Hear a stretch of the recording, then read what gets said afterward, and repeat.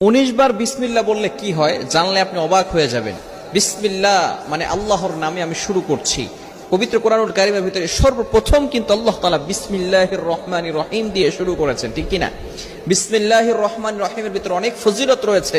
19 বার পড়লে এর গুরুত্বপূর্ণ একটি ফজিলত রয়েছে।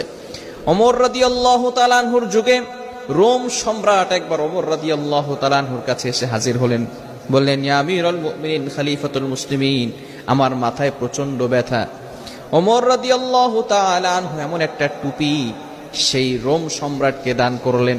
সেই টুপিটা যখন মাথায় দেয় সাথে সাথে মাথার ব্যথা ভালো হয়ে যায়। সুবহানাল্লাহ, বাসায় গিয়ে সাথে সাথে মাথার ব্যথা কি হয়ে যায়? ভালো হয়ে যায়। আবার যখন সেই মাথার টুপিটা খুলে ফেলে আবার তার মাথা ব্যথা হালকা হালকা শুরু হয়। এবার সকলে অবাক হয়ে গেল সেই টুপির ভিতরে কি আছে। ওমর ইবনুল খাত্তাব রাদিয়াল্লাহু তাআলা আনহু টুপি